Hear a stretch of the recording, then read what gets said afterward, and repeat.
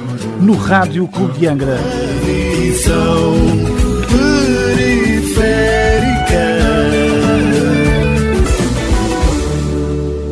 Olá, muito boa tarde, seja bem-vindo a uma nova edição do programa Visão Periférica.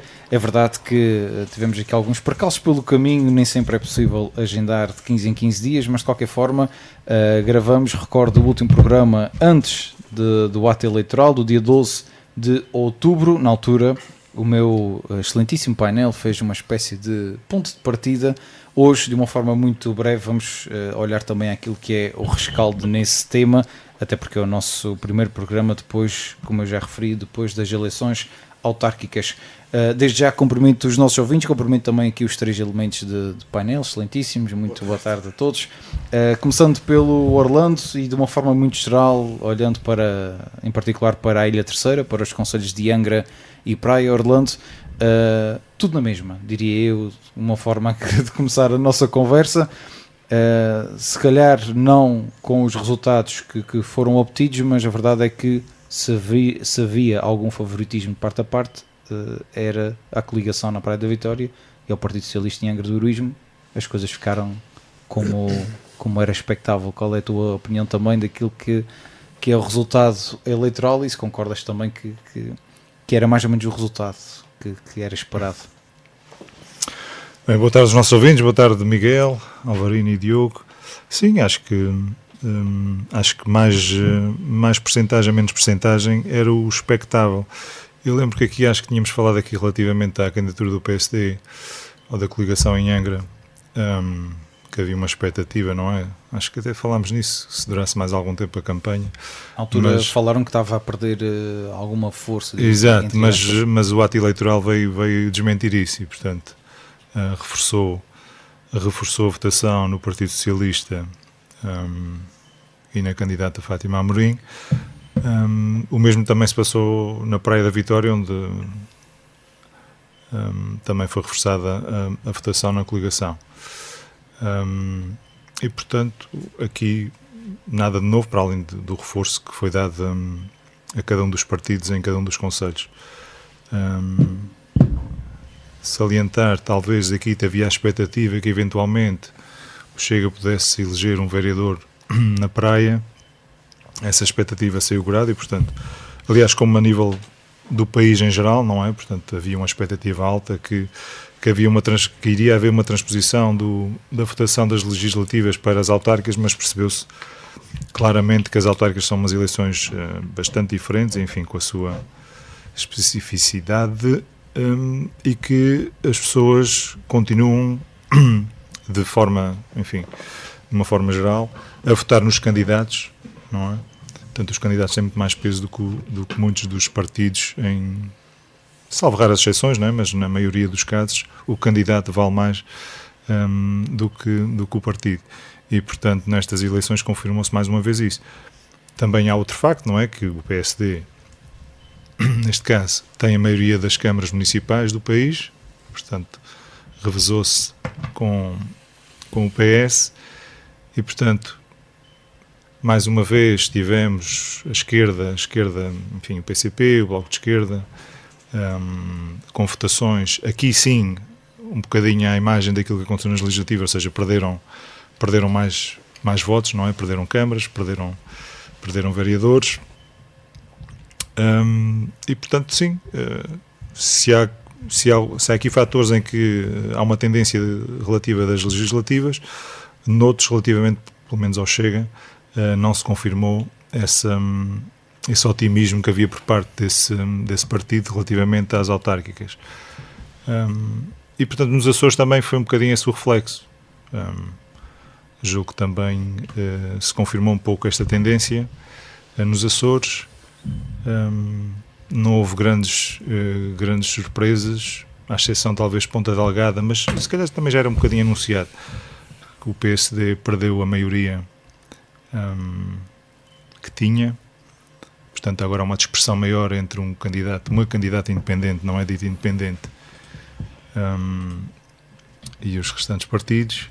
Nas Flores também ganhou o grupo independente. Também nas Flores há um grupo independente, não é? Enfim, de alguém que tinha pertencido também, tinha sido militante no outro partido, mas que neste momento candidatou-se como independente. O Corvo disse alto e bom som que não queria, não é? Portanto, o Dr. Margato como Presidente da Câmara. Não sei se entretanto, depois não acompanhei, não sei se entretanto se demitiu de clínico do Corvo, não era? Acho que ele tinha feito essa premissa, se não fosse eleito que se demitia. Não sei se entretanto cumpriu ou não. Não faço ideia. Não faço ideia. Uma coisa Tem a Vieira. ver com a outra, mas está tudo certo. Confesso que o meu foco foi só a Ilha Terceira. Portanto, não faço ideia Eu sou também. do círculo eleitoral. E já me deu trabalho que chega, confesso. No Faial, no Faial que é a minha terra natal, o Faial reforçou também a votação na coligação, portanto, e numa Câmara que foi durante, julgo que mais de 30 anos, foi PS. Era um bastião, exatamente. Portanto, este é o segundo mandato do Carlos Ferreira. Estava-me a faltar o nome, obrigado. E, portanto, reforçou a votação, uma votação bastante expressiva. E, portanto, eu que estive há pouco tempo no Faial, portanto, percebo de alguma maneira, porque o Faial está um bocadinho... Está todo em obras, está esventrado. Estão a fazer a circular à cidade da Horta. E, portanto, uma ilha... Também é preciso haver, não é? Mudança. Investimento. Até estou a achar um bocadinho estranho vocês não falarem das trocas, por exemplo, em Santa Cruz, na Praia da Vitória, e nas Lajes também, na Praia da Vitória. Trocas na cor da freguesia. Sim, temos esses pormenores, sim. Sim, temos as duas maiores freguesias do concelho, exatamente. As duas maiores trocaram. As duas maiores do concelho trocaram exatamente de cor. Não para as mesmas cores, não é? Portanto, Ao contrário, Santa Cruz passou a PSD e Lajes passou a PS, exatamente. Certo. Lá está. Provavelmente tem muito a ver com os candidatos que se apresentaram a estas eleições. Eu presumo que até no caso das Lajes, se calhar é mais... E foi mudança, as pessoas também querem mudança. Sim, mas eu acho que também, de alguma maneira, vem o discurso dos candidatos e vem, enfim, olham para os candidatos, também fazem alguma avaliação pessoal e depois também tem essa mudança, não é? Enfim, não deixa, por exemplo, também de ser curioso. Isto aconteceu também nas freguesias, penso que praticamente todas, se não todas, em Angra do Heroísmo, mas, por exemplo, nas Lajes vem-se a coligação na eleição para a Câmara Municipal, mas depois da Assembleia de Freguesia, efetivamente, há aqui uma tendência superior do Partido Socialista. Sim. Os três boletins permitem essa distinção e, portanto, as pessoas... Quando se fala muito um bocadinho de mas as pessoas votam, não sabem. Não, eu acho que as autárquicas comprovam um bocadinho isso, que as pessoas têm... um bocado essa ideia, exatamente. Que fazem essa distinção entre a Assembleia... É chato é para os candidatos a presidentes de Câmara que têm menos votos que perdem quando o seu presidente de junta ganha. É um bocado chato. Mas pronto, isso faz parte da vida. Faz parte da vida democrática. Exatamente. Já agora, já que pegaste de rastilho na palavra, qual é o teu feedback também relativamente... aos resultados das eleições autárquicas, Alvarinho? Boa tarde. Boa tarde. Boa tarde aqui aos meus companheiros e amigos de programa e a quem nos ouve no Rádio Clube de Angra. Eu, pronto, na Resista e dando aqui uns inputs, aquilo que o Orlando vai falando, que ele já estava a falar muito da Horta e do Faial, também é um sítio espetacular. Olha, não sei, eu acompanhei com muita curiosidade o dia das eleições. E pronto, e acho que tem que se dar os parabéns aos vencedores, nomeadamente na praia à atual presidente, doutora Vânia Ferreira, que acho que teve uma grande vitória e acho que tem que ser realçado isso, foi uma grande vitória da coligação. Havia algumas dúvidas como é que as coisas iam correr, mas apesar de um mandato com aqui algumas situações um pouco mais mediáticas e com algumas situações um bocadinho incompreensíveis, chega ao fim e o trabalho que foi feito acabou por ser depois também valorizado pelos eleitores e acho que estão de parabéns. Fizeram uma boa campanha. Ao contrário, acho que digamos, a candidatura do Partido Socialista. Eu aqui na antevisão disse que achava que a campanha não tinha sido muito feliz, que podia ter sido diferente. A votação veio comprovar isso. Acho que foi uma derrota bastante significativa do Partido Socialista na Praia. Até porque não havia também os independentes e porque o Chega também acabou por ser também uma votação bastante aquém daquilo que eventualmente podia ser esperado.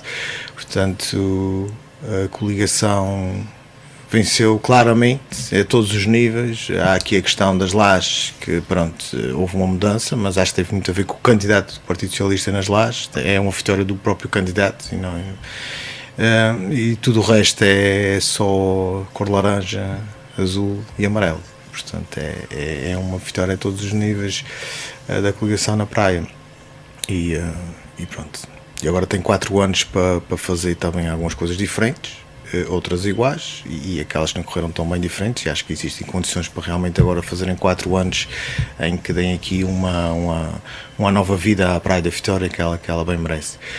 Em relação à Angra, foi a vitória natural e que também acho que também é uma vitória, aliás, é a vitória com mais votação, maior percentagem do Partido Socialista em Angra, e que não deixa de ser também realçar, e que acabou também por comprovar que a candidata da coligação, apesar de ter muita boa vontade e de até ter algumas ideias interessantes e de trazer juventude e sangue novo digamos, à campanha e à política, acabou por não, como era um bocadinho expectável, acabou por ter uma votação muito abaixo daquilo que a coligação e os partidos que estão no governo talvez ambicionassem.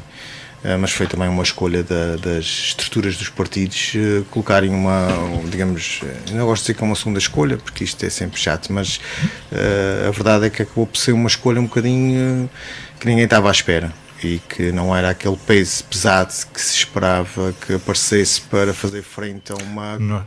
Nós todos nos lembramos do casting que foi lançado, não é? Para saber quem é que seria o candidato pela coligação à Câmara de Angra. Lembram-se dos nomes que foram aventados, não é? Na comunicação social. Vários. E depois era bem, não é? E depois as próprias pessoas vieram desmentir, não? Enfim, nunca fomos contactados e, portanto, houve ali situações relativamente desagradáveis, não é?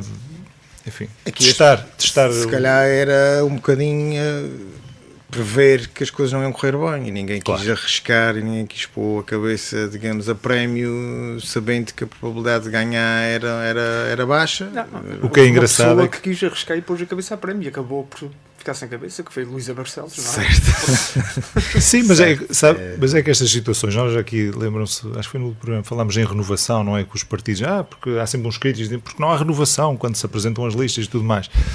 E é nestas situações, quando ninguém realmente quer dar a cara, não é? Porque sabe que à partida é uma situação em que não há volta a dar, manda-se a juventude à frente, não é? Com aquele ímpeto, enfim, convence a juventude a dar a cara. E o PSD, com todas as suas qualidades e também com os seus defeitos, e esse é um deles, normalmente tem essa postura. Parece-me. E portanto aqui é engraçado porque isto, quando não há certeza de nada, não é? Mandamos os jovens e depois gostamos de dourar a pílula e dizer não, nós apresentamos uma candidatura jovem, pessoal, não é? Sim, mas isso não é suficiente. Eu acho que a prova de que, por exemplo, na freguesia das Lajes era um excelente candidato do Partido Socialista e sendo um excelente candidato conseguiu ultrapassar as dificuldades que o próprio partido sentia no Conselho, e ganhou. Claro. Se calhar o candidato do Partido Socialista à Câmara da Praia, apesar de também ter muita boa vontade, se calhar também não é aquela figura unânime em que por si só se consegue... E foi também vítima daquilo que tem sido a narrativa dos últimos 4 anos em relação à dívida. Sim, ele tentou distanciar-se e tentou dizer que se calhar fazia de forma diferente, mas não foi suficiente. A herança é muito pesada. Distanciamento. Eu penso que a derrota do Partido Socialista passa também por aí. Não é só uma questão de campanha ter sido mais ou menos eficiente, mas passa também por aí. Houve uma narrativa muito bem construída nos últimos 4 anos. Na minha opinião funcionou e teve uma clara consequência no resultado das eleições. enfim. Certo, e essa questão dos candidatos, da força dos candidatos e serem candidatos claramente capazes e que a população olha para eles e reconhece neles de caras que são pessoas diferenciadas e que podem fazer diferente e podem fazer diferença depois no... E com provas dadas, não é? São Sim, pessoas que são envolvidas esta na coisa comunidade. às vezes funciona, mas esta coisa está sempre a meter tipo segundas escolhas, terceiras escolhas, nem sempre funciona. Vimos em Angra, não funcionou, na praia também acho que não funcionou. Por exemplo, a Vânia ganhou há 4 anos, mas também, digamos, era uma pessoa que não tinha ainda a exposição que hoje em dia já tem, ou tinha o percurso que hoje em dia já tem, ou a experiência, mas acabou por beneficiar de um conjunto de circunstâncias que levou a que ela conseguisse... Mas já tinha sido eleita deputada antes disso. Já tinha sido eleita deputada, mas tinha sido há pouco tempo, que até era um percurso agora. Sim, mas mais, os candidatos a deputados, normalmente a eleição é muito focada mas é verdade, nos candidatos já tinha sido, a presidente do governo regional. Mas também, também não se pode pegar nessa, às vezes, nesta... Esta fórmula não é uma fórmula que resulte sempre. Nem sempre resulta. Não é? E Exatamente. quando metes 2 candidatos, se calhar mais parecidos uns com os outros, já não tens o fator, aí já o fator de diferença já não aparece. Aparece qual é a diferença? É o partido. É também o partido que está mais implementado e neste momento, pelo menos na Praia da Vitória, nos últimos anos, não sei bem, mas a coligação tem ganho as eleições todas. Portanto, já não sei qual foi a última vez que o Partido Socialista ganhou uma eleição, seja lá para que órgão for, na Praia. E não sei se repararam, mas na troca de galhardetes entre o PSD Praia e o PSD Angra, não sei se perceberam, mas houve aí, há uma clivagem entre a liderança do PSD terceira e aquilo que é o PSD na Praia da Vitória, portanto. Na semana seguinte notou-se bem isso no Diário Insular. Exatamente. Portanto, Neste caso, o PSD da Praia da Vitória está na mão de cima, não exatamente, é? sim, Claramente. sim. Não, e claramente criticaram a estratégia seguida por quem lidera o PSD na terceira, não é? E, portanto, e mais uma vez demonstraram, não é? Há uma Que coisa... a liderança não Sim, está mas isso a corresponder isso democraticamente é bom haver o Claro. direito ao contraditório dentro dos partidos, não é? Pelo menos é aquilo que eles dizem. Sim, E eu concordo. Isso é ótimo. E o PSD acho que só tem a ganhar com Só isso. tem a ganhar não é? com isso. Exato. O que é E que às falta vezes em o Angra perigo- ao PSD? Cimentar um candidato? Arriscar mais, ter mais coragem. Preciso ter coragem política. Exatamente. O Precisa que quem está à frente dê a cara, não é? isso Se exponha. É um bocadinho como o futebol, não é? É como o Bruno Lage era acusado dos jogadores quando recuperavam a bola. O outro dia, não sei se ouviram o José Mourinho a falar que os jogadores do Benfica recuperavam bem a bola, mas havia uma tendência para depois Para jogar para o lado ou para muito trás, seguros, não é? Meter a bola sempre numa zona de pouca pressão, não é? E o problema do PSD de Angra, se calhar, é que está a jogar muito dessa maneira, não é? Roubar a bola, mas mete a bola sempre numa zona mais de segurança, para ninguém se magoar, não perder a bola, não leva gol, mas também não ganha gol na marca. Não é? E neste caso, O PSD na Praia saiu claramente da sua zona de conforto durante o último mandato. sim, saiu e foi corajoso. Sim. E eu próprio fui Ganhou criticar algumas autonomia. coisas e foi, a Vânia Ferreira foi corajosa, muito corajosa em algumas coisas. Mas eu acho que isto E acabou, podia ter corrido mal. Correu bem. sim, exatamente. Mas eu acho que isto é. Eu dizia a um candidato que passou na minha rua, por acaso aconteceu trocarmos ideias, e eu disse: pá, vocês. As autárquicas são muito propícias a isso, ou seja, esqueçam os partidos, porque as pessoas vão ver, no fim de contas, o candidato é o presidente, e portanto vão analisar no fim do mandato, é exatamente o que o presidente, não, aquelas desculpas depois, mas o governo tinha prometido dar isto, ou fazer aquilo, ou investir aqui, investir ali. Ninguém vai se lembrar disso.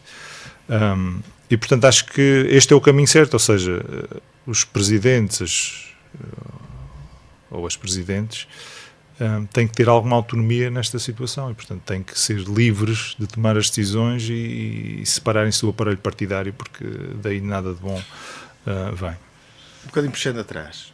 Vamos ser realistas. Quando se escolhe, e é digo isto até com a amizade que tenho para a Luísa Barcelos, mas quando se escolhe a Luísa Barcelos com todas as competências que ela tem, isso não está em causa, como pessoa e como profissional, isso não está em causa.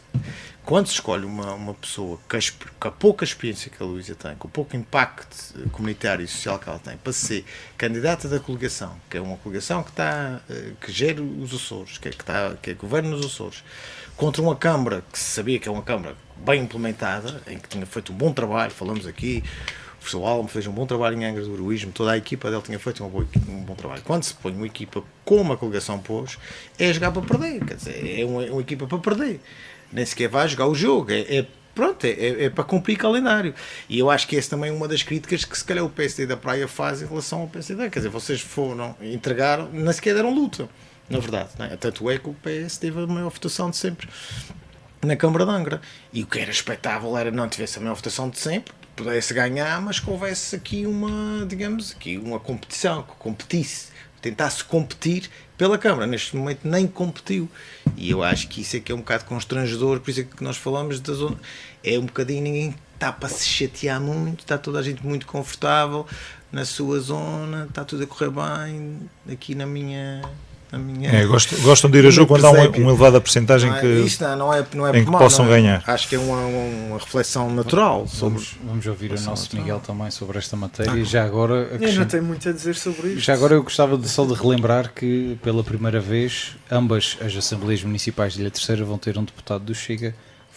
Vocês já admitiram que o Chega ficou aquém daquilo que era o expectável. No entanto, a verdade é que conseguem um deputado municipal em Angra e um na Praia da Vitória. Também já agora o vosso comentário para isso, o que é que pode mudar na dinâmica, se bem que quer em Angra, quer na Praia, a coligação e o PS respectivamente têm sempre a maioria também. Vai depender sobretudo da capacidade dos novos membros das respectivas Assembleias. Em representação de Chega vai depender da capacidade de eles fazerem mais ou menos barulho, dizerem mais ou menos tolices, vai depender sobretudo da postura deles. Em ambos mostraram claramente que querem fazer parte da solução e não parte do problema. Exatamente. Mas isso, qualquer pessoa com dois dedos de testa e bom senso diz o mesmo, não é? Portanto, é bom sinal. Até porque não contam para nada, portanto. É bom sinal. Está feito o comentário? Não tem muito a dizer, até porque o Alverino e o Orlando disseram praticamente tudo, o que é bom para mim, porque eu no último programa eu já tinha dito que tinha acompanhado muito pouco a pré-campanha e a campanha eleitoral, e a verdade é que praticamente não acompanhei o rescaldo das eleições autárquicas. Portanto, o pouco que eu acompanhei foi na própria noite eleitoral, até ao momento em que soube o resultado das câmaras da Praia da Vitória e de Angra do Heroísmo, e a partir daí desliguei a televisão e abri um livro. Muito bem. Em relação à praia, aconteceu uma coisa engraçada, não sei se vocês assistiram na RTP Açores relativamente ao vencedor. Relativamente ao vencedor, a páginas tantas, a RTP Açores anunciou o Marco Martins, o PS, como vencedor. Mas era só uma freguesia. Só tinha uma freguesia. Exato, mas anunciou o PS como vencedor na Praia da Vitória. E corrigiu o erro poucos minutos depois. 3, 4, 5 minutos depois, coisa que o valha. E eu só gostava de ter visto as caras dos candidatos pela coligação, da doutora Vânia e do doutor Marques, quer no primeiro anúncio, errado, quer no segundo anúncio, correto. Acho que é um erro que, enfim, a RTP Açores cometeu o erro inadvertidamente, mas são coisas a evitar, porque é uma noite de emoções e ninguém merece um castigo daqueles. Mas tenho que te dizer, Miguel, que é uma distração um bocadinho incompreensível da parte dos comentadores da RTP Açores e dos próprios locutores da RTP Açores. Como é que é possível alguém fazer uma projeção dessas quando há uma freguesia? Como é que se cai nessa tentação? Não é? E é a freguesia mais pequena do concelho. Isso é um bocado assim, mas pronto. Por acaso... Já acabaste? Não, de resto a coligação ganhou com mais votos ainda do que na primeira eleição há 4 anos. tem a responsabilidade, na minha opinião, tem este segundo mandato, é um mandato com maior responsabilidade, porque aparentemente a casa está arrumada, portanto agora tem que mostrar serviço. Tem que mostrar serviço, além de equilibrar, de ter, supostamente, espero que sim, equilibrado as contas. Agora vamos ver o que é que temos nos próximos 4 anos, inclusive a nível de postura política, porque governar não é só construir, não é só dizer que sim e dizer que não, é também saber estar e saber ser. E essa é a minha grande expectativa na Praia da Vitória para os próximos 4 anos. Em relação a Angra, não há muito a dizer. Luísa Barcelos, não a conheço pessoalmente, portanto ela, se está a ouvir-nos, peço-lhe desculpa, mas foi carne para canhão. Eu, no lugar dela, nunca desculparia o PSD pela atitude que teve. Mas enfim, é política, e a política às vezes manifesta-se por caminhos sinuosos. Mas isto, já agora, permitam-me acrescentar aqui um ponto, só porque vocês iam falando e me lembrei. Isto não pode ser visto como um trilhar caminho, porque a verdade é que apresentam Luísa como candidata, se calhar um bocadinho fora daquilo que era o espectáculo. Ela era deputada municipal, agora consegue cargo de vereadora. Quem sabe daqui a 4, 8 anos não consegue algo mais. Sim, exato, com mais Será experiência, com outra capacidade. Também ninguém nos vai esclarecer essa parte, não é? Mas é uma questão que pode ficar no ar. Mas é um pensamento lógico da tua parte e eu concordo contigo, sim. Vai depender das probabilidades da coligação daqui a 4 anos ganhar, as probabilidades que a coligação tiver de ganhar ou não a Câmara Municipal de Angra. Exatamente. A resposta vai estar aí. Sim. Do meu ponto de vista. Possivelmente, se calhar vamos ter que aguardar por outro fim de ciclo, não é? Portanto, possivelmente poderemos ter, mas sim, hipoteticamente, Fátima Amorim 12 anos, tal como fez Jaula Menezes, e depois aí, nesse fim de ciclo, talvez o PSD ou a coligação, quem seja, tente aproveitar de melhor forma. Agora, há uma coisa que disseste e é bem, quer dizer, a Luísa Barcelos, a candidata Luísa Barcelos, é um ativo do PSD, é um bom ativo do PSD e pode contribuir noutras áreas e noutros órgãos e no próprio município de Angra. Portanto, não é o fim, acho que não é o fim, digamos, do percurso político dela, porque também isto é um bocadinho, também não se exigia outra coisa. Exato. Portanto, também é uma derrota natural. É um bocadinho como ir jogar com o Real Madrid. Pronto, perdemos, está perdido, está feito. Ela assumiu uma responsabilidade que deve ser valorizada pelo próprio partido. Não é? Certo, e eu acho que aí deve sim, ser valorizada. Isso agora e vamos ver até que ponto a liderança do PSD na terceira consegue valorizar a coragem que a candidata teve ao aceitar, enfim, o risco. Isto se fosse no PS, o PS normalmente toma muito bem conta dos seus. Exatamente. No PSD já tem mais dúvidas. O PSD já são mais oportunistas, portanto tem mais dúvidas que isso venha a acontecer, mas cá estaremos, não é? Para ver. Muito bem. Vamos passar eu acho que ninguém comentou o facto do Chega. Comentaram, ok. Vamos passar o Chega na Praia da Vitória tem que se dizer que foi uma derrota estrondosa. Não, o facto de terem o deputado na Assembleia, mas o Miguel fez o respectivo comentário.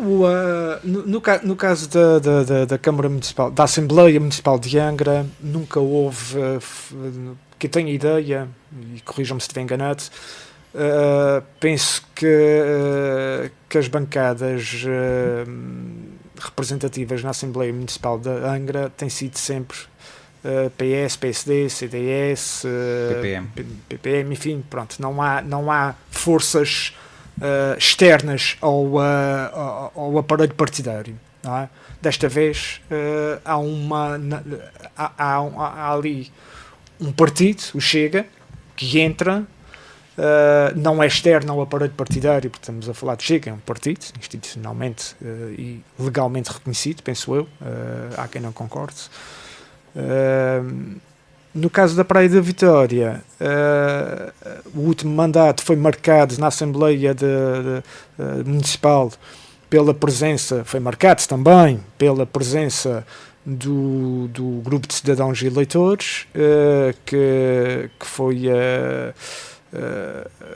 penso que foi no Conselho da Praia também a primeira vez que houve uma força política não partidária na Assembleia Municipal.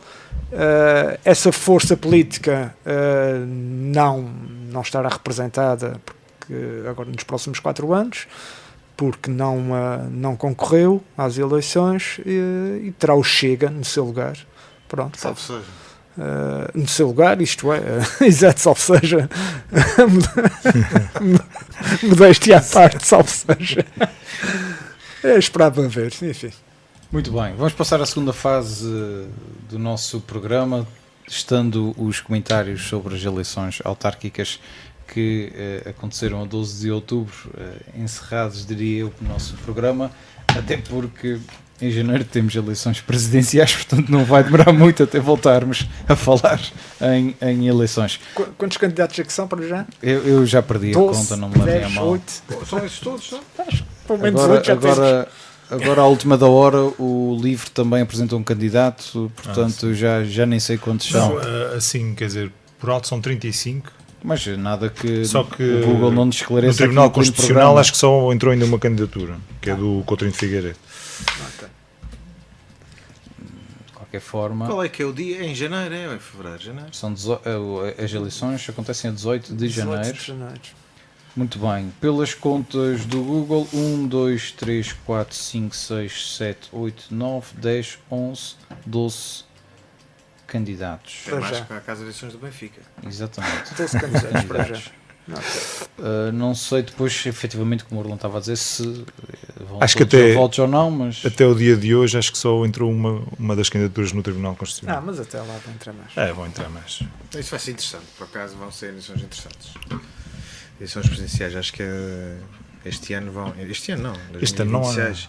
Vai haver muita Coisa- escolha. Com esses 2026. candidatos todos, em Vai vez ser. de Não há ir a razão para segunda não volta, votar. vão fazer as 24 horas de Le Mans.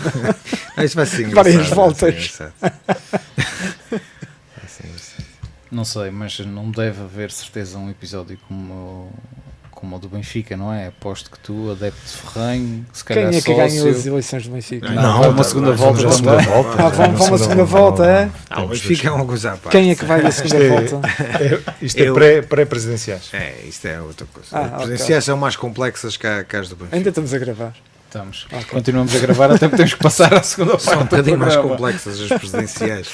Os nossos ouvintes nesta altura foram buscar o cafezinho para nos continuar a ouvir. De qualquer forma, dizer que acontece até ao próximo dia 9 de novembro o Outono Vivo na Praia da Vitória. Recordo que começou no passado dia 24 de outubro. Há alguns momentos que eu posso destacar, não querendo ser obviamente injusto com nenhum dos momentos, mas destaco alguns que não aconteceram em edições anteriores, como por exemplo a apresentação da mesa redonda Desafios da Literatura Cabo-Verdiana, isto que aparece no seguimento da germinação que aconteceu em agosto entre as cidades de Praia da Vitória e Praia no arquipélago de Cabo Verde.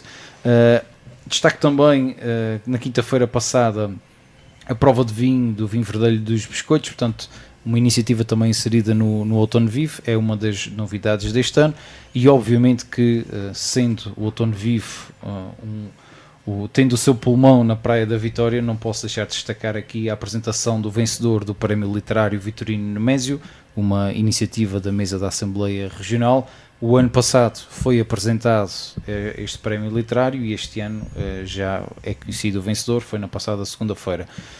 Feito esta pequena introdução do Outono Vivo, que acontece até o próximo dia 9, como já referi, os meus excelentíssimos elementos de painel trouxeram alguns livros para também indicar e sugerir aos nossos ouvintes. Orlando, vou começar novamente por ti. Queres começar por qual? Que livro sugeres? Parece que é coincidência, porque o professor Marcelo está em final de mandato, não é? Agora aparecemos nós com livros. Eu trazia, se calhar, começava pela história política contemporânea, Portugal 1808 a 2000, até porque esta semana foi fértil em comparações com Salazar, não era? Havia 3 Salazares e mais não sei quantos, e portanto eu acho piada quando se fala de Salazar, que é, parece que há factos históricos que as pessoas não se querem relembrar. Que as pessoas não se querem relembrar, não é? E ainda ontem estava a ouvir alguém falar sobre isso, mas nós queremos falar de Salazar para quê? Na 40% da população portuguesa que vivia na miséria, não é? Ou as taxas de analfabetismo altíssimas que nós tínhamos, um país que era pobre até mais não poder. Quer dizer, quando se fala de Salazar, este saudosismo, e eu nasci em 71, portanto, claro que não apanhei, não vivi na pele aquilo que aconteceu durante o regime, mas tem memória, e portanto tem memória das pessoas mais antigas, tem memória da história, tem memória de uma data de coisas. Portanto, é uma coisa que me faz um bocadinho de espécie, este saudosismo sobre Salazar. Eu não sei qual é a parte do Salazar que as pessoas querem voltar, não sei que parte do regime é que eles querem escolher. Quem são as pessoas? Exatamente, quer dizer, isso é que faz, as pessoas querem voltar. Portanto, trouxe o livro da história contemporânea de Portugal exatamente para as pessoas que têm esse saudosismo, não é? Se calhar para estudarem um bocadinho, lerem, enfim, aprofundarem os seus conhecimentos sobre essa época especificamente. Realmente um dos problemas atualmente em Portugal, não só em Portugal, mas em Portugal também, é o desconhecimento da história. Da história, exatamente. E nós continuamos a repetir os mesmos erros, não é? É uma coisa que se diz frequentemente é que nós não aprendemos com a história. E, portanto, este livro, se calhar, para algumas pessoas seria importante também para não repetirmos novamente os mesmos erros. E, portanto, termos alguém que se posiciona como o salvador da pátria, não é? Um enviado de Deus, um enviado especial, tem uma missão que é salvar Portugal, não é? Se calhar seria bom também nós voltarmos um bocadinho à história e vermos como é que Salazar salvou, não é? Ou tentou salvar Portugal. E, portanto, parece que passados 50 anos da sua morte, não, já passaram mais, mas, portanto, do fim do regime, as pessoas esquecem-se, a memória, não é? Essa memória coletiva parece que vai se esfumando à medida que vamos avançando no milénio. E não são só os índices de educação e de saúde que eram extremamente baixos. Claro, quer dizer, estamos a falar de preços políticos, de tortura, de exilados, da censura, não é? Censura. Ainda há pouco tempo, não é? O Francisco Balsemão faleceu há pouco tempo. Quem invoca Salazar nos dias de hoje, no sentido em que este faz falta, em que uma ditadura salazarista faz falta, das duas uma, ou é apologista, viveu um regime salazarista e é apologista, e beneficiou, exatamente, e é apologista daquele regime, ou não faz ideia do que está a fazer, do que está a dizer, ou precisa de ajuda, ou precisa de ajuda urgentemente, ou precisa de votos através do descontentamento. Não é? Ainda há pouco mais de uma semana faleceu Francisco Balsemão, não é? Que foi o fundador do Expresso, que ainda foi fundado ainda durante o regime, não é? Sim, sim. E, portanto, quer dizer, é inegável que nós avançamos muito, não é? E que ninguém quer voltar atrás, Eu ainda, como criança, ainda me lembro dos Açores, do subdesenvolvimento que havia nos Açores, não é? Portanto, eu lembro de ir ao pico e não haver eletricidade na casa dos meus avós. Quem é que quer voltar atrás? Quem é que quer... Eu sinceramente acho, mas acho que isto tem a ver, lá está, com aquela coisa, com a falta de conhecimento, com a falta do ensino da história, das pessoas. E em muitas casas, se querias ir fazer as tuas necessidades, tinhas que ir à retrete. A retrete, exatamente. No início dos anos 80 ainda se via muito claro. Isto. Portanto, a evolução foi... Isso não há máquinas do tempo, isso não há. Isso é... Pois, mas isto também não é só em Portugal, isto acontece um bocadinho por toda a isso Europa e em vários países. Isso é um desespero de quem se quer agarrar alguma coisa, Deus, pátria e família, para ir buscar o que falta para ter uma maioria ou para ser Presidente da República. Isso não existe. E as pessoas, por muito que existem pessoas conservadoras e de direita não, isso não, já não anda mais para trás. Quer dizer, pode haver uma ditadura, ou podemos caminhar para um regime qualquer assim autoritário, mas é esta crença. Como o de Salazar. Já estivemos mais longe também. Já, olha, se calhar tivemos, não é? Olha, já há umas teorias sobre isso, portanto, nunca se sabe. É preciso o olho bem aberto. Exatamente. Eu acho que não há necessidade de experimentar, não há necessidade de voltar atrás.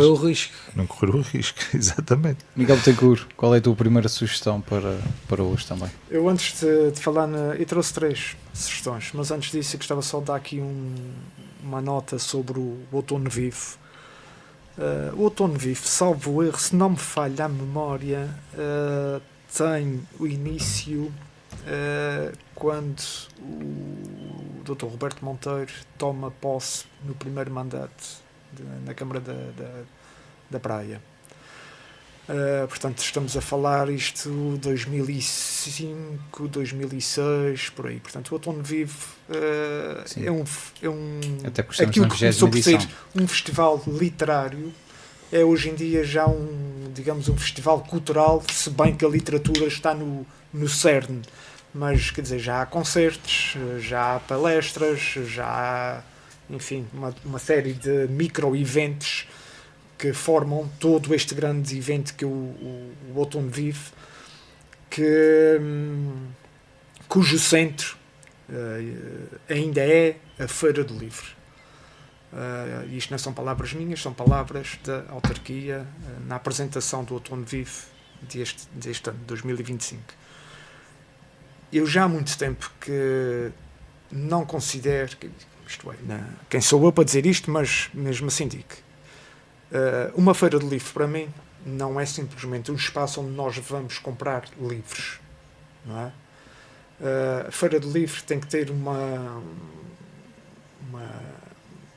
oferta muito superior àquilo que nós vemos na atual feira de livro no Outono Vivo, mas não é só este ano, já é há muitos anos, e todos os anos vou à feira de livro na esperança de encontrar uma bancada ou mais de livros usados à venda, na esperança de encontrar um ou mais alfarrabistas, mas não, o que encontro é uma loja, uma empresa, vá lá, que no caso deste ano também é editora, Letras Lavadas, que limita-se a vender livros e aplica descontos em alguns livros, em títulos selecionados, como se pretende numa feira. Agora, chegar a uma feira e não ter a oportunidade de encontrar livros usados, como já aconteceu, a Feira do Livro do Outono Vivo, nas primeiras edições, pelo menos numa das primeiras edições, não sei se foi na primeira, se foi na segunda, se foi nas duas primeiras, uma coisa, ao fundo da sala, a bancada era toda ela composta por livros usados. Toda ela. Alfarrabistas nunca teve, mas pronto. Mas deveria ter também, todos os anos. Portanto, esta Feira do Livro, quando dizem que é o centro do evento, do Outono Vivo, acho que devem repensar ou o Outono Vivo de uma forma geral, ou a Feira do Livro em particular. Pronto, de qualquer forma, é sempre um espaço agradável. Este ano há uma particularidade que me deixou, enfim, decepcionado, que é, nos últimos anos, os livros têm estado expostos por editoras. E este ano também estão expostos por editoras. Mas as mesas estavam identificadas pelas diferentes editoras. Isto é, eu vou à Feira do Livro, não vou passear, não vou ver livros, possa inclusive folhear um ou outro, mas eu pessoalmente, quando vou à Feira do Livro, levo uma lista, que não são muitos, 3, 4, meia dúzia de livros que pretendo comprar, e em vez de comprá-los online, compro na Feira do Livro, na cidade onde eu vivo, e fico feliz da vida. Claro que quando levo esses livros, tomo nota das editoras, entro na Feira do Livro, vou direto, identifico a placa da editora ou das editoras que pretendo, vou lá direto, vejo se o livro está disponível ou não, compro ou não o livro, enfim, avançamos. Este ano não tenho essas placas identificativas das editoras. Essas placas nem sempre estiveram presentes, portanto só têm estado só nos últimos 2, 3, 4 anos, salvo erro. Portanto, o que eu fiz este ano foi, eu tinha só um livro que queria comprar, perguntei a uma colaboradora e ela foi ao computador e viu que não tinha e pronto. Acabei por comprar outros 2 livros que não estavam na lista e um deles até vou falar daqui a pouco. Só uma nota muito breve sobre a minha experiência no Outono Vivo / Rádio Clube de Angra. Em 2019, quando comecei a gravar, a fazer o programa Playlist no Rádio Clube de Angra, comecei em maio ou junho. Em setembro, o Pedro Ferreira, já na altura presidente da direção do RCA, apresentou-me uma proposta que eu neguei logo ao início, que foi o Rádio Clube de Angra fez a cobertura do Outono Vivo todos os dias com entrevistas aos autores que vieram cá apresentar as suas obras por aí fora, e antes de cada apresentação o Rádio Clube de Angra falou com esses autores. E eu, sem experiência nenhuma de rádio, muito menos de entrevistas, disse logo ao Pedro que não, mas ele disse, mas a Eduardo da Borba vai estar contigo e tal, dá-te uma ajuda e tal. E eu acabei por aceitar a experiência, fui lá um ou 2 dias à experiência e a verdade é que gostei muito. Nesse ano foi a última edição do Outono Vivo antes da pandemia de Covid-19. Portanto, foram 2 semanas em que falei com pessoas que nunca na minha vida imaginei falar. Refiro-me, por exemplo, a Miguel Sousa Tavares, o professor António Bagão Félix, o professor Laborinho, faleceu outro dia, Laborinho Lúcio, a doutora Maria do Céu Patrão Neves, Júlio Isidro, Fátima Lopes, tanta e tanta gente com quem falei, pessoas interessantíssimas, e fiz aquilo que fiz para o Rádio Clube de Angra acabou por não ser entrevistas, mas conversas informais, sempre com base naquilo que as pessoas, com base nas obras que os autores vinham apresentar ao Outono Vivo. Portanto, o Rádio Clube de Angra e o Outono Vivo, esta relação tem para mim tem um carinho especial por ela, por isso. Posto isto, livros, e trouxe aqui 3 livros. O primeiro deles, e ainda trouxe por nenhuma, podia ter trazido, portanto, enfim. Sugere um para a gente depois alternar. Eu vou falar aqui só de 3 muito rapidamente. Memorial de Convento de José Saramago. Foi o primeiro livro que eu li de José Saramago. A primeira tentativa que eu fiz de ler este livro foi em 93, porque em 1993 vou estudar para Lisboa, passo os fins de semana em Mafra e a minha prima apresenta-me o Memorial do Convento. Ora, eu com 17 anos, 18, enfim, comecei a ler, mas desisti. Só voltei a pegar, entretanto, José Saramago ganhou o Nobel da Literatura em 98 e eu só comecei a ler Saramago, curiosamente, o Memorial do Convento, já com 30 e muitos anos. E desde aí nunca mais parei de ler Saramago, e dos autores portugueses é aquele por quem eu tenho um carinho mais especial, digamos assim. O Deus das Moscas, de William Golding, é uma história, enfim, desconcertante. É um avião que se despenha no meio. Este livro é um clássico, O Deus das Moscas, e foi um dos que comprei outro dia aqui na Feira de Livros. E soube, na altura, porque está lá o autocolante de desenho, foi incluído no Plano Nacional de Leitura, e muito bem. O Deus das Moscas trata a história de um acidente de avião, um avião que se despenha numa ilha deserta, em que os únicos sobreviventes é um grupo de jovens que se veem, de repente, livres de responsabilidades, numa praia paradisíaca, só têm que se preocupar em apanhar frutos, comer, pescar, caçar, e eles estão... aquilo é uma maravilha. Até que as coisas começam a correr mal e um instinto de sobrevivência vem à flor da pele, e a história tem uma reviravolta, enfim, dramática, e diz muito de nós, e diz muito da juventude quando é confrontada com a realidade, ou com uma realidade para a qual não está preparada. O terceiro livro, e isto rapidamente para acabar, curiosamente foi um dos livros que eu comprei usados no tal primeiro ou segundo ano em que havia livros usados na Feira de Livros do Outono Vivo, que é À Esquerda de Deus, de Joaquim Almeida Lima. Joaquim Almeida Lima não é um escritor, é um neurocirurgião. Mas publicou 3 livros, ou 2 ou 3 livros, e um é À Esquerda de Deus. E o À Esquerda de Deus, eu comecei na bancada dos livros usados, comecei a folhear e pareceu-me interessante. Então é a história de uma família tipicamente portuguesa, da margem sul, vivem na margem sul. O pai é metalúrgico, a mãe é doméstica, a avó está à conta deles. É uma família comunista. O pai faz parte do comitê central do Partido Comunista Português, E a história começa no ano em que o filho entra na faculdade e tem contacto com outras, portanto, ao lei da Margem Sul, entra na faculdade na Universidade de Lisboa, todos os dias atravessa a ponte, coisa que não acontecia com frequência até lá. Começa a ter contacto com outros estudantes, associações de estudantes, com outras vertentes políticas.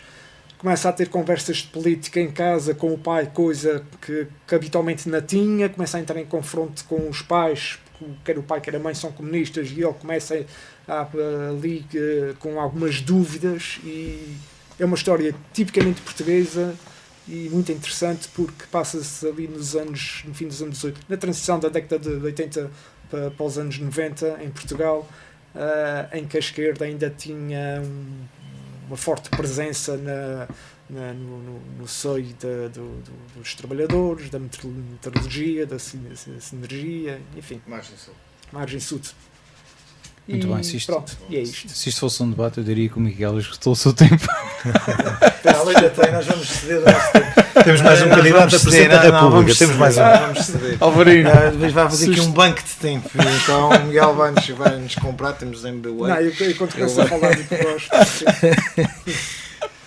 Bem, é assim, quando vocês fizeram essa proposta eu fiquei um bocado assustado, porque pronto, essa coisa dos livros me fica um bocado nervoso. Bem, no entanto, eu pensei, o que é que eu vou fazer com essa história agora de levar 3 livros? Bem, fui lá ao meu sótão procurar uns livros. Bem, não sabia bem o que é que havia de trazer. Tudo menos os Teias de Aranha. Tem aqui, mas tem 4, trouxe 4, mas vai ser rápido. Trouxeste uma mais para mim. Vai ser rápido e querem que tudo uma vez? Já agora que depois o Orlando também diz-nos que falta. Então vamos começar. Olha, é assim, não sabia bem o que é que eu vou levar. Também livros de psicologia. Eu tenho mais livros de psicologia na minha área de psicologia. E então, não, eu tenho chatices, agora ninguém quer saber de psicopatologia, disto e daquilo e não sei o que mais. E portanto, trouxe aqui uns livros que marcaram um bocadinho a minha viagem como pessoa. Portanto, eu trago aqui um livro de um amigo meu, que infelizmente amigo meu e também amigo aqui do Miguel, que faleceu em 2009, mas foi uma pessoa que eu partilhei muitas vivências, muitas dúvidas sobre a existência, sobre o que é esta coisa de ser um ser humano, da relação com o mundo, dos planetas, do passado, do presente, do futuro, que é o João Coelho da Rocha, que é um vizinho meu no Porto Martins, que me ensinou muitas coisas. E ele é um poeta, era um poeta, nós chamávamos carinhosamente o João Poeta, e ele ofereceu-me, tenho outros livros dele, mas este livro ele fez questão e teve a amizade de me oferecer, que se chama Retratos, Percursos do Sonho. É um livro de poesia.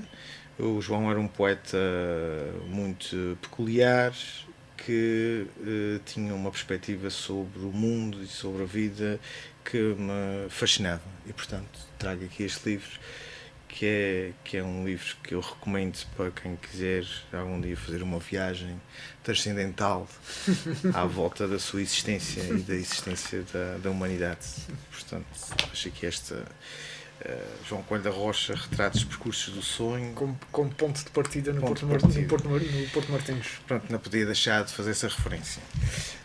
Depois trago aqui um livro que me marcou muito também, que é Viagem ao Mundo da Droga, que é aqui deste autor Charles, peço desculpa, mas não consigo bem dizer o nome, é de Chassot, é um francês.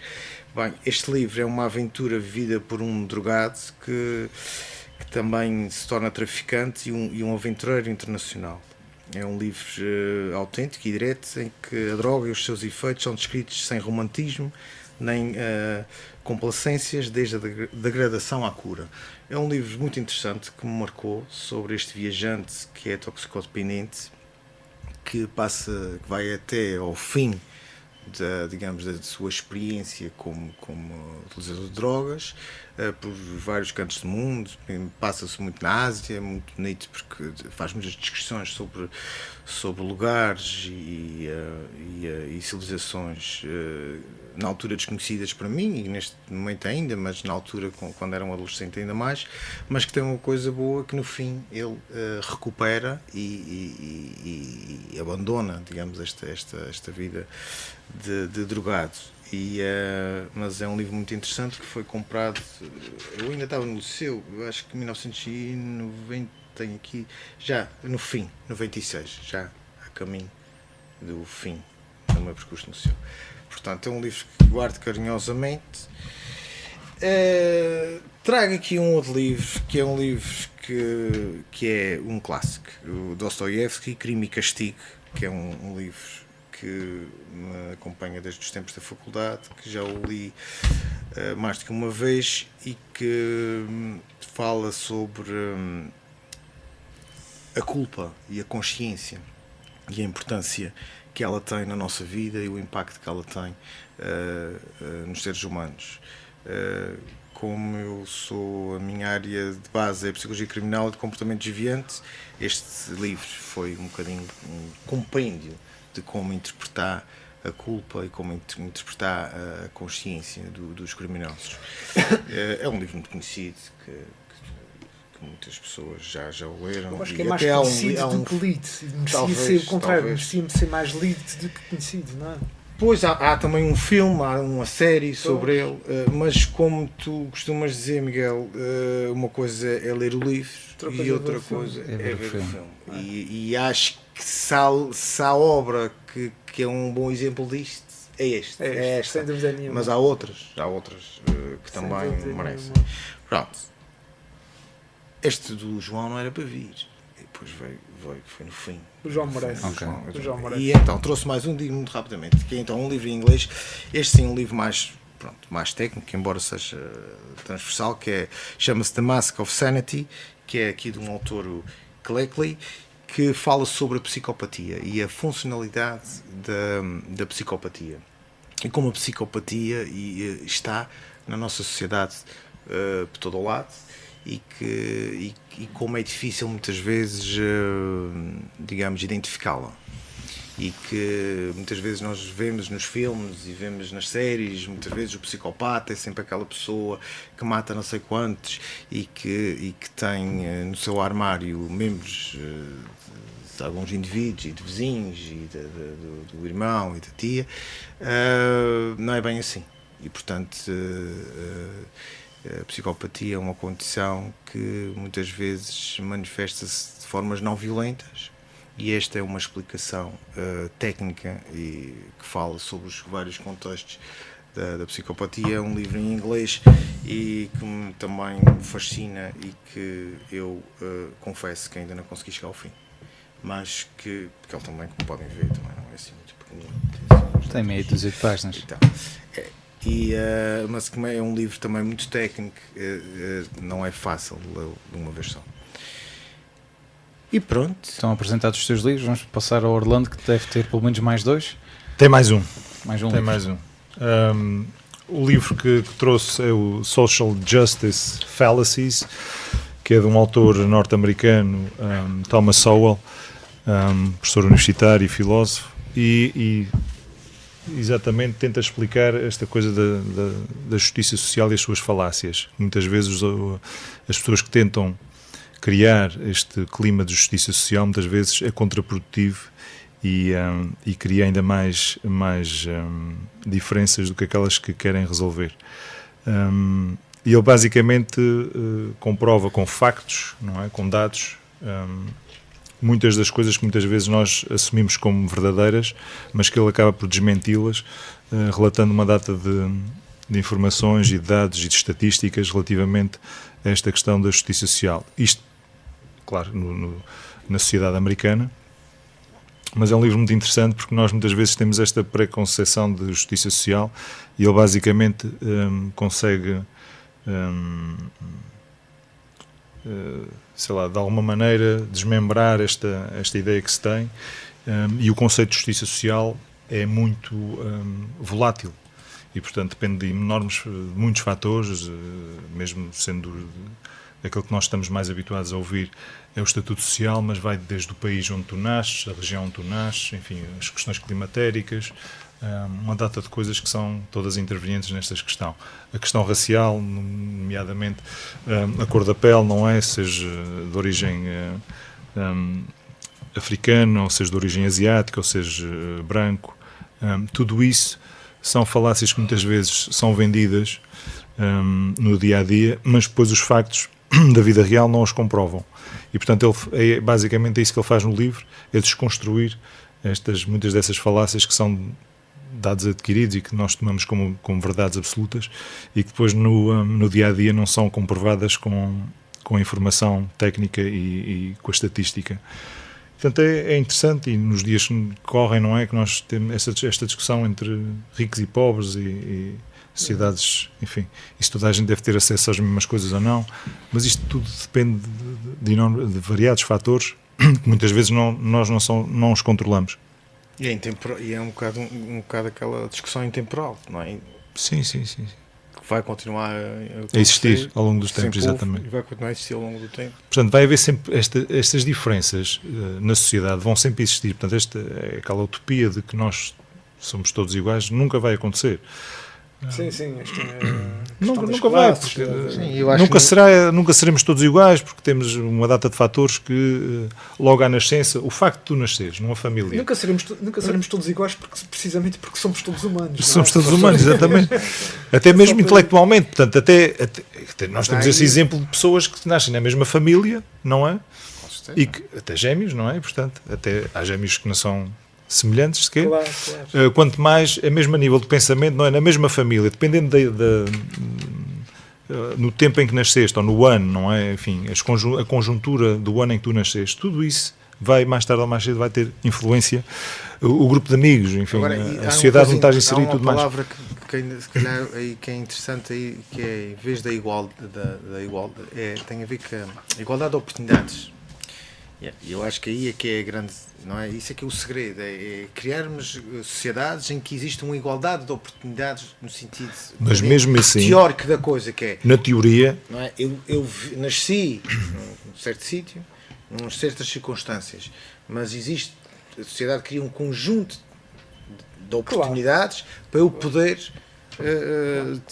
não é? Poder alcançar outras coisas. Sabes que há uma motivação, há uma motivação intrínseca a cada indivíduo. E muitas vezes nós vemos pessoas, não é, que não tiveram, que no mundo normal se calhar nunca chegariam ao estádio em que estão, não é?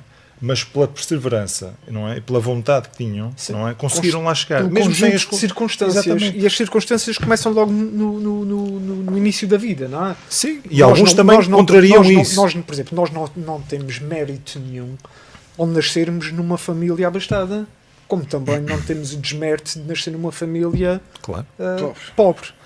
Nós não temos mérito nenhum de os nossos progenitores terem um nível de educação que nos permite alcançar a tua exposição a determinada coisa. Como também não temos desmérito se os nossos progenitores forem ignorantes e pronto. Portanto, agora, há depois... Isto é, o que eu quero dizer com isto é que, independentemente do ponto de partida de cada um, a sociedade pode facilitar ou dificultar o caminho de cada pessoa. E aí passa muito pela tal chamada meritocracia, por aí fora. Certo. Que também é um outro conceito que é discutível. A existência é difícil por si só. Exatamente. A existência humana é difícil. Sim. E nós vemos em sociedades... Independentemente disso que o Miguel explicou muito bem, a existência em si é difícil. E nós vemos, e costumo às vezes dar este exemplo a alguns jovens que trabalham, nós vemos pessoas que não lhes falta nada. Exatamente. E são extremamente infelizes. Claro. E não lhes falta nada. Nasceram numa família abastada. O dinheiro não é problema. Bens não é problema. Oportunidades não é problema. Mas essas pessoas são infinitamente infelizes. Até que muitas vezes até põem fim à sua própria vida. Não é? De tanta infelicidade e tanto desconforto que têm. Portanto, e enquanto vemos outras pessoas que são felizes, vivendo numa situação com muito menos. Portanto, isso é interessante perceber. Depois há uma outra questão que é: estamos ou não estamos a criar as condições para que uma pessoa que vive, que nasça numa sociedade, num meio menos possa ter a capacidade dela, se a ambição dela é outra, se existem mecanismos sociais que permitem que essa pessoa possa alcançar o que ela quer, ou ela é bloqueada pelo caminho devido à sua, digamos, proveniência. Exato. Não é? E isso tem a ver com o que estavas a falar, da questão do género, a questão da etnia, a questão da crença, a questão a questão geográfica, até a questão geográfica. Aliás, tu tens o exemplo dos países desenvolvidos, não é, em que a taxa de suicídio é alta, não é? Comparado com países em que as pessoas veem-se na necessidade de sobreviver no dia-a-dia, não é? Portanto, a lógica deles é viver mais um dia, claro, é ir para além, é sustentar a família. E, portanto, é o que tu estavas a dizer um bocadinho. Às vezes, o ter tudo não é sinónimo dessa pessoa vá vencer na vida, não é que tenha, porque tem os meios todos à disposição e, portanto, há ali um vazio que muitas vezes é difícil. Ainda no outro dia estava a ouvir um podcast de um sujeito brasileiro e ele dizia, portanto, ele estudou, mas ele diz que o exemplo que o pai lhe deu foi, um dia disse, olha, vais pegar ali na enxada e vamos ali para a obra onde eu estou, o pai era pedreiro, e vais cavar um buraco com estas dimensões. Ele lá deu as dimensões e vais cavar o buraco. Sim, senhor. Ele acabou de cavar o buraco e o pai voltou-se para ele e disse, pronto, e agora vais tapá-lo. Então, mas, não, agora tapa o buraco. E ele, chateadíssimo, não estava a perceber, então mandou-me abrir o buraco, agora manda-me tapar o buraco. Não fiz lá nada, não é? Para além de abrir, tapei o buraco. E foi só o exemplo que ele deu. Disse, pronto, se quiseres continuar a tua vida a abrir e fechar buracos, tens aqui a solução. Se quiseres estudar, também é outra opção que tu tens. E, portanto, o pai estava-lhes a tentar explicar exatamente isso. Se a tua vida for isto, se tu ambicionas isto para a tua vida, tens aqui e vens comigo todos os dias trabalhar.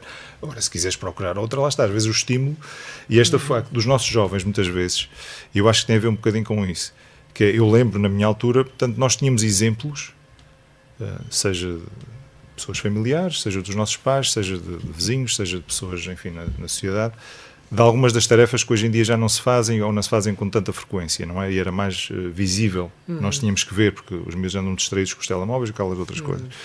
E, portanto, tínhamos essa percepção, pá, não quero fazer aquilo o resto da minha vida. Claro. Nós começámos, se calhar, também a trabalhar mais cedo, tínhamos algumas experiências com o trabalho, eu lembro, por exemplo, acompanhar o meu pai no quintal a fazer uma determinadas coisas e dizer, não quero fazer isto, não é? E, portanto, nós, se calhar, tínhamos essa percepção e optámos por fazer coisas diferentes e não querer voltar. E muitas vezes é isso, eles não têm a noção do que é que custa, não é? O que é o trabalho braçal, o que é o todos os dias te levantares para fazeres atividades na rua, atividades ao calor, ao frio, à chuva, e portanto, muitas vezes falta-lhes essa percepção e desaproveitam as oportunidades que lá está, que estão disponíveis, não é? Para eles. Talvez não resolva tudo, mas neste mundo, e hoje em dia cada vez mais, e tu que estás nessa área, sabes que é uma questão fulcral que é a sanidade mental dos nossos jovens, não é? Que é uma coisa que se está a ver cada vez a evoluir de uma maneira menos positiva. Tem muito a ver com esse mundo que se cria ilusório e não é o mundo real, não é? Depois, ao primeiro embate, os miúdos têm dificuldade em perceber, exatamente, em destrinçar estas coisas. Claro.